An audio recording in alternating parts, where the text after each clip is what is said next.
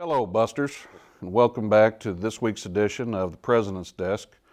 As always, just a chance to be able to visit with some of our employees, students, and others on campus and get a deeper look into who they are and the work that they do on campus. This week, I'm excited to be able to have our Executive Director of the Endowment Association, Mr. Jeremy Jiggett. Welcome, Jeremy. Pleased to be here. Yeah, no, I appreciate you taking some time here, and I know it's a busy time of year, but I don't know what time of year in your line of work isn't busy, but appreciate you being here. Yeah, we're busy year round. You would think that when school lets out and the students go away for summer, it'd quiet down, and it doesn't. It does not. We're just busy all the time. Yep, absolutely. So, kind of jumping into this, Jeremy, we always like to start off just kind of getting a little bit of an understanding of individuals, but talk to us just a little bit about your background, who Jeremy Jiggett is, and then what's brought you in or helped develop you into the work of endowment and foundation work. Well, to start with, I was born and raised here in Finney County, Kansas. Both my mom and dad, grew up here. My grandparents grew up here. I'm one part of the family. We've been here for 5 generations. So we've been here pretty much from the beginning, and we'll be here at the end. I'm from a farm family. My parents still live out on the original homestead that has been in my family for over 100 years. Mm-hmm. And so I grew up, went to Pierceville Pine Elementary, but grew up here in Garden City, and my parents were always really involved in the community. And this has always been my home. And the funny thing is you grew up thinking, oh, Garden City is such a small town. I'm going to go away. I'm going to move to the big city. And I did that. Graduated here from the high school. And actually, I attended the community college my senior year in high school part-time. I took several classes here in the afternoon. And then I went away to Wichita to Friends University to go to college. And originally, I was intending to be a teacher, wanted to teach history. And somewhere along the way, that shifted. And I decided I wanted to go to law school. So I graduated from Friends University with a kind of a merged degree in political science and history. Of course, at the time, my dad was saying, you need to take business classes. You need to take business classes. Right. And I was like, no, I'm going to be a lawyer. I'm never going to need to take business classes. But I graduated, and I applied to 12 different law schools and was admitted to all 12. Mm-hmm. And the one I really wanted to go to was Pepperdine University because it's in Malibu, California on the beach. Who doesn't want to go to the beach? And it is a very good law school, but the location helps. Yeah. And they offered me the Dean's Scholarship, which it actually made the tuition at Pepperdine less than it would be if I stayed in-state and went to KU. So I packed up, loaded up my car, and drove myself to California and went to law school at Pepperdine. And while I was there, I really became interested in law, especially as it relates to estate planning, taxes, and business. So I ended up graduating from Pepperdine in 2001, and in between my second and third year of law school, I took a year off to start my MBA program because Dad was right. Right. We will not tell him that, but my dad was right. And so I did my first part of my MBA program that year, and then I went back, finished my last year of law school, and then I graduated from law school in 2001, and then over the next few years, I took classes on and off while I was also working and completed my MBA in 2006 from Pepperdine. 9 years at the college working as the executive director of endowment. Mm-hmm. Talk to us a little bit. I mean, you've had time there to see the college change in those 9 years there as well. But talk to us a little bit. What's the best thing in your opinion there about working at Garden City Community College, and then from that, what is it you're most proud of there as far as accomplishment during your time at Garden City? Well, I think the best thing about working about the college is, I really like what the college does for the community. We are a small community on the High Plains. We're one of the most isolated communities of our size in the United States. We are 4 hours from any community larger than us. Mm-hmm. Wichita, Amarillo, or, the Front Range. Right.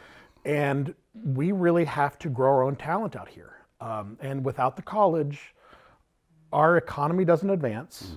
Mm-hmm.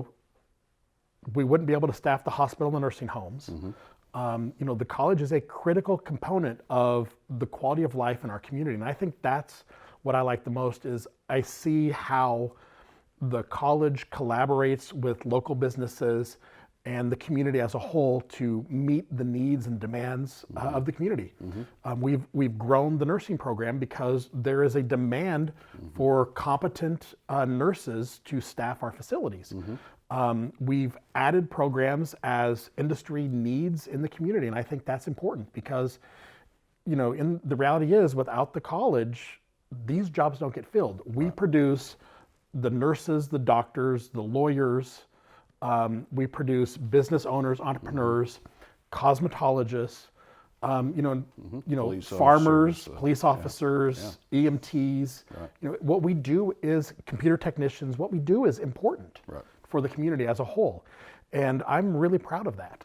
For those that may not understand truly the scope or the focus of the Endowment Association, talk a little bit about what are some of the events, activities, or mechanisms you use in order to raise money for scholarships or to connect to donors, and then from that what are ways that individuals that may be watching this or have interest in helping to support scholarships, what are ways that they can reach out to the Endowment Association to help there as well?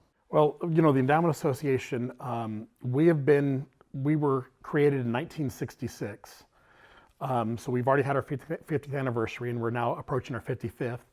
But we were created to serve the students, faculty, and staff of Garden City Community College. We're actually a independent support organization of the college. I have my own board of directors, and our job is to grow and develop resources to support the students, faculty, and staff of Garden City Community College. And one of the ways we do this is we do a lot of donor outreach events. We do a lot of community events. Probably our biggest event, it's a fundraiser for us, but more importantly, it's what I like to refer to as a friend raiser because it impacts so many people in the community, is of course our endowment auction, which is just a wonderful event at the beginning of April that is pretty much the largest party thrown in Garden City. And it's a tremendous fundraiser. We gross about 150, 160,000 through that event, and we net out about 110 to 115,000 to support the Endowment Association. But for us, for us, it is about 10% of what of our normal budget is, that net is. But more importantly, it's a friend raiser. I meet a lot of people, shake a lot of hands, and basically put the college in a very friendly, positive spotlight for the community. What advice would you have to be able to share with upcoming students that are coming to Garden City Community College to help them as they transition to Garden City Community College? I think when the students come here to Garden City Community College, the best piece of advice I can offer them is they need to realize how important it is to develop a routine. When you're in high school and your mom and younger, and you're going to school, your mom and dad is making sure you get to school and you get on the bus.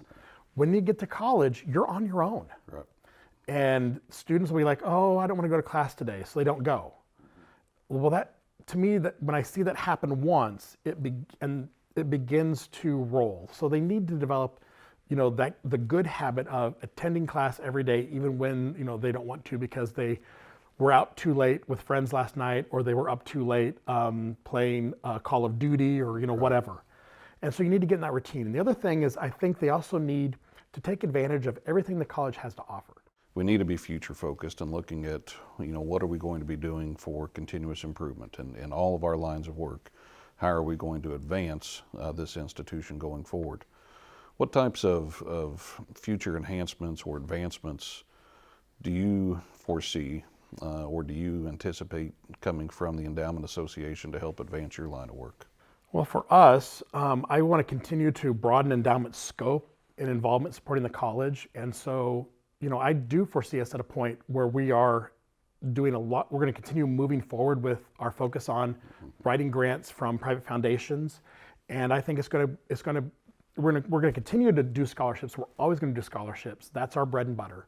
But there are so many other ways that we can help students. So I really want to participate in fundraising and moving the college forward through. I know we've got we've got some building needs to expand programs in the future. We've got a lot of equipment needs, and I think endowment really should step up and continue to help fund and advance programs forward. And then as new programs come on board, that's another thing endowment can do is continue to help locate and allocate funds to help those new programs develop and be successful and provide the best learning environment for the students. I want to give you a chance, just kind of a shameless plug here at the end there, because there is an end of the year giving that's going on right now there. Anything you want to say about that?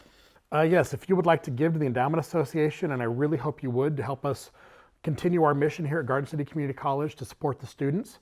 We are doing a year-end ask, and it's very easy to do. You can go to our website. Our website is gcccendowment.com, and you can donate right to that website, whether you donate $10 or $10,000. In addition to that, we have a partnership with the Garden City Co-op. So if you want to give to the Endowment Association and you've got grain sitting in the bin, you can donate grain to our account of the co-op, and we will sell it and give you a tax credit for that as well. And remember, all of your donations are tax deductible. We are a 501c3 entity.